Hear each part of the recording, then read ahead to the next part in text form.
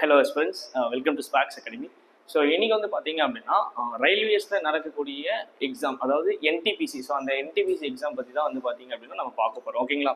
So இதுக்கப்புறம் உங்களுக்கு அப்கமிங்கில் எல்லா எக்ஸாம் பற்றின கம்ப்ளீட் டீட்டெயில்ஸ், ஸோ அந்த எக்ஸாம் பற்றின என்ன மாதிரியான போஸ்ட், ஸோ என்ன மாதிரியான எக்ஸாம், அது மட்டும் இல்லாமல் அந்த எக்ஸாம் எப்படி நம்ம ஈஸியாக கிராக் பண்ணலாம், இல்லை எக்ஸாம் வந்து அப்கமிங்கில் இருக்குது, ஸோ இந்த மாதிரி எல்லாமே வந்து பார்த்தீங்க அப்படின்னா அடுத்தடுத்து நம்ம நிறைய வீடியோஸ் அப்படின்றது பார்க்க போகிறோம். ஸோ அதில் இன்னைக்கு வந்து பார்த்தீங்க அப்படின்னா என்டிபிசி எக்ஸாம் பற்றி தான் பார்க்க போகிறோம், ஓகேங்களா? ஓகே. ஸோ இப்போ இந்த வீடியோவில் நம்ம என்னெல்லாம் பண்ண போகிறோம் அப்படின்னா, ஸோ என்டிபிசி எக்ஸாம் பற்றி பார்க்க போகிறோம். ஸோ அந்த எக்ஸாமில் என்ன மாதிரியான போஸ்ட் இருக்க போகுது, ஸோ சேலரி என்ன, அலோவன்ஸ் என்ன, அண்ட் தென் வந்து எக்ஸாமோடைய பேட்டர்ன், ஸோ வேகன்சி எவ்வளோ இருந்தது, ஸோ லாஸ்ட்டாக நடந்த எல்லா எக்ஸாம்ஸ், அதுக்கப்புறம் வந்து கட் ஆஃப் எவ்வளோ கொடுத்துலாம், ஸோ இதுதான் பார்க்க போகிறோம். அண்ட் தென் நெக்ஸ்ட் வீடியோவில் ஸோ ஒரு லாஸ்ட் மினிட் ஸ்ட்ராட்டஜி அப்படின்றத பார்க்க போகிறோம். ஏன் அப்படின்னா இப்போ ரயில்வேஸ் அப்படின்றது வந்து பார்த்தீங்கன்னா இதுக்கப்புறம் எவ்ரி இயர் எக்ஸாம் அப்படின்றது கண்டக்ட் பண்ணுவேன்னு சொல்லியிருக்காங்க, கரெக்டாக? ஸோ இப்போ அந்த வகையில் இப்போ நடக்கக்கூடிய என்டிபிசி இன்னொரு 1 month அப்படி தான் இருக்குது. ஸோ இப்போ அந்த 1 monthக்குள்ளே என்ன பண்ண போகிறோம் அப்படின்றத இந்த ஸ்ட்ராட்டஜியில் சொல்ல போகிறோம். அண்ட் தென் நம்ம என்ன பண்ண போகிறோம் அப்படின்னா அப்கமிங்கில் என்னெல்லாம் பண்ணலாம் அப்படின்னு பிளான் பண்ணிக்கலாம், ஓகேங்களா? ஓகே. ஸோ இப்போ இதுதான் வந்து இன்னைக்கு வீடியோஸோடைய கண்டென்ட், ஓகே. ஸோ இப்போ எனக்கு ஆர்ஆர்பி அப்படின்னு பார்க்கும்போது எனக்கு என்ன அப்படின்னா railway recruitment board, that is NTPC அப்படின்றது நான் டெக்னிக்கல் பாப்புலர் கேட்டகரி, ஓகேங்களா? ஓகே. ஸோ இப்போ இதில் எனக்கு வந்து பார்த்தீங்க அப்படின்னா graduate and under graduate post அப்படின்னு சொல்லிட்டு இருக்கும். ஸோ இதில் யார் எலிஜிபிள் அப்படின்னா 12th இருந்து டிகிரி முடிச்சிருக்கிற எல்லாருமே வந்து பார்த்தீங்க அப்படின்னா எலிஜிபிளாக இருப்பாங்க, ஓகேங்களா? ஓகே. ஸோ இப்போ இந்த எக்ஸாம் அப்படின்றது 21 போர்டு வந்து பார்த்தீங்க அப்படின்னா நடத்தும். அதாவது என்ன அப்படின்னா சென்னை, ஆந்திரா, கர்நாடகா அப்படின்னு சொல்லிட்டு ஒரு ரீஜனுக்கும் அப்படின்றது தான் உங்களுக்கு வந்து exam and post cut off அப்படின்னு சொல்லி இருக்கும், ஓகேங்களா? ஓகே. ஸோ இப்போ இதில் வந்து எனக்கு போஸ்டிங், அதாவது என்னென்ன போஸ்டிங் பார்க்கும்போது எனக்கு commercial apprentice, station master, goods guard, senior clerk cum typist, junior clerk cum typist, train clerk and time keeper சொல்லிட்டு பார்த்தீங்க அப்படின்னா உங்களுக்கு பே லெவல் 2ல இருந்து பே லெவல் 6 வரைக்கும் ஆன போஸ்டிங் இருக்குது. ஸோ இதில் எனக்கு ஹையஸ்டான போஸ்டிங் அப்படின்றது இந்த ஸ்டேஷன் மாஸ்டர், ஓகேங்களா? ஸோ ரொம்ப ரயில்வேஸ் அப்படின்னு பார்க்கும்போது உங்களுக்கு ப்ரெஷர் அப்படின்றது கம்பேரிட்டிவ்லி அதர் டிபார்ட்மெண்ட்டை விட ரொம்ப ரொம்ப கம்மியாக தான் இருக்கும். ஸோ ஒரு நல்ல டிபார்ட்மெண்ட்.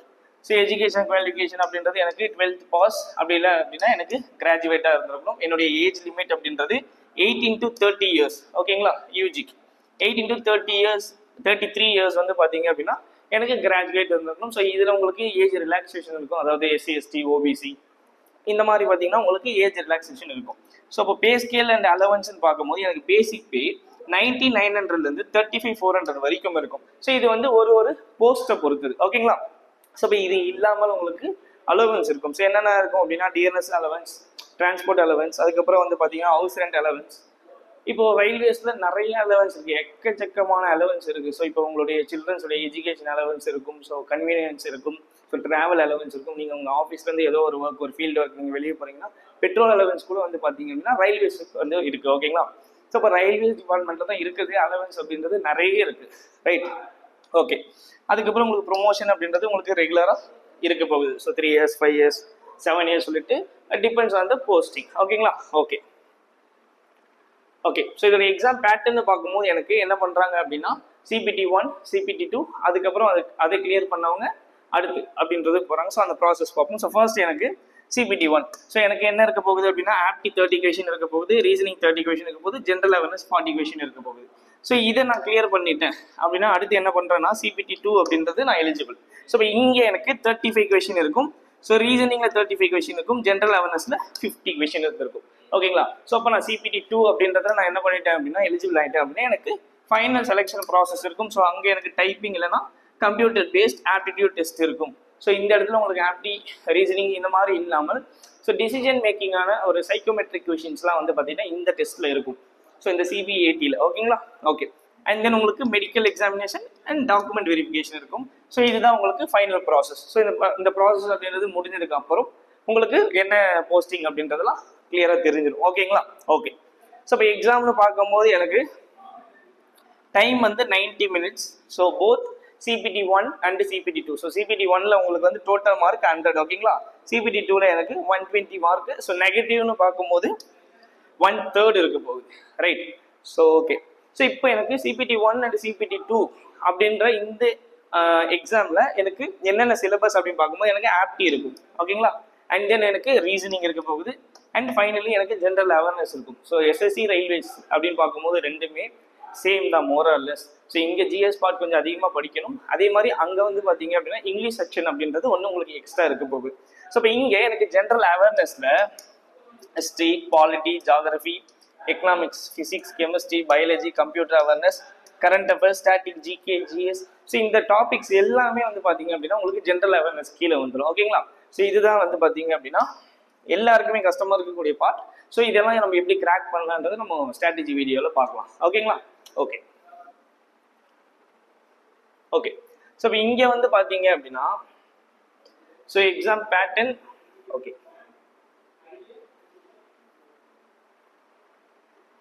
ஓகே ஸோ இங்கே வந்து பார்த்தீங்க அப்படின்னா டோட்டல் வேகன்சி என்ன கொடுத்துருக்கேன் அப்படின்னா 2012 இப்போ வரைக்கும் இருக்கக்கூடிய எல்லா வேகன்சியும் கொடுத்துருக்கேன். ஸோ எனக்கு 12 ஒரு 18,000 போஸ்ட் கொடுத்துருந்தான். அதுக்கப்புறம் 15 ஒரு 20,000 plus.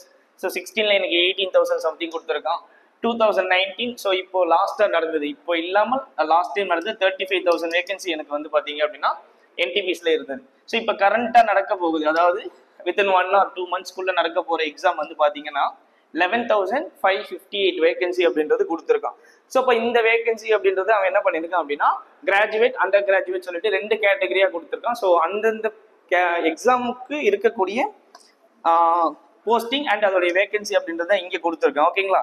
So goods train manager, commercial cum ticket collector, accountant, station master, senior clerk. So அதே மாதிரி இங்கே வந்து பார்த்தீங்கன்னா commercial clerk, ticket collector, so junior clerk cum typist, accountant, அதுக்கப்புறம் ட்ரெயின் கிளர்க் சொல்லிட்டு பார்த்தீங்கன்னா உங்களுக்கு யூஜி அண்ட் கிராஜுவேட். ஸோ 2 கேஸ்லையுமே உங்களுக்கு வேகன்சி அப்படின்னு பார்க்கும்போது இங்கே 8,113, ஸோ இங்கே 3,445 போஸ்ட் அப்படின்னு சொல்லி பார்த்தீங்க அப்படின்னா கொடுத்துருக்கான் ஓகேங்களா. ஓகே